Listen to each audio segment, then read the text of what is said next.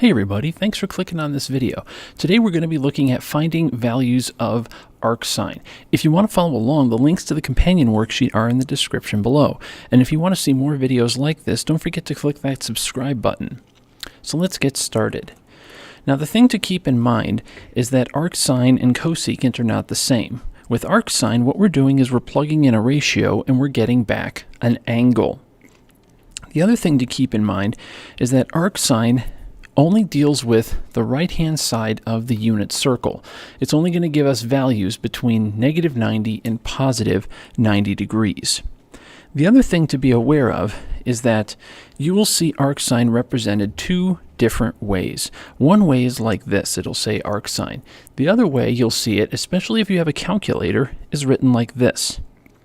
Now that's not an exponent, that's just the format that they use to indicate that this is the inverse function. So, for number one, we want to find the value of arcsine of 1/2.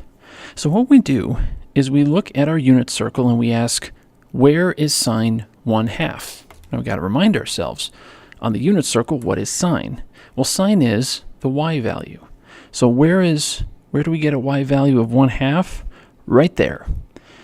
And so do we put 1/2? No, we don't put 1/2, because what arcsine is telling us is, all right, we've got our point, what's the angle? And so in this case, our angle is 30 degrees. And so that's the value of arcsine of 1/2. We plug in the ratio, and it gives us the angle. So now, looking at number two, it asks, what is the value of arcsine, or some people say sine inverse, of negative radical 3 over 2? So where is sine negative radical 3 over 2? It's right here. Now, some people will be tempted to say, well, okay, so the angle's 300. But actually not so, because arcsine has a range, like I said, of negative 90 to positive 90. And so 300 will never be an answer. And so what we do is we say, all right, starting at 0, these angles go up, 30, 45, 60, 90. Going down, these are going to be negative 30, negative 45, negative 60, and negative 90.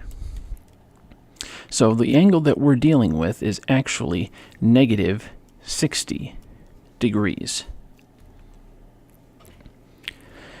And so for the final one on this page, we have arcsine of 0. So where is sine 0? That is the y value.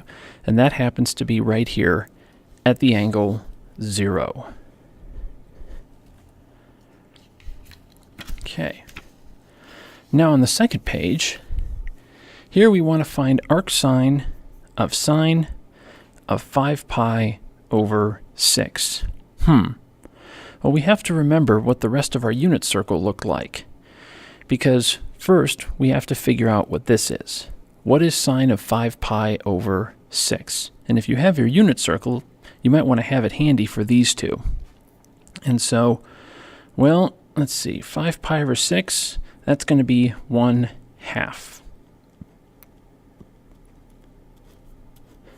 And so what we're finding is we're finding arcsine of 1/2. And so sine is 1/2 here, so our angle is pi over 6. The key thing to note with this one is that sine and arcsine are inverses. And so these two functions cancel each other out. But what people have a hard time remembering is that the answer isn't 5 pi over 6. Why not? Because 5 pi over 6, which is the same as 150 degrees, that isn't found on this half of the unit circle. It's over here. But arcsine doesn't deal with this half. It only is going to give us angles here from negative 90 to 90, or from negative pi over 2 to pi over 2 if we're in radians like we are here. So that's something very important to keep in mind. Now for this last one, here we want to find sine of pi over 6 first.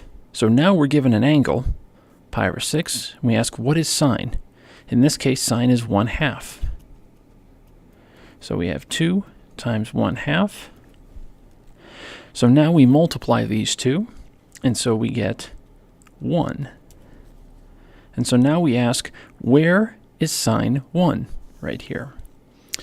That's our y value, and that happens right here.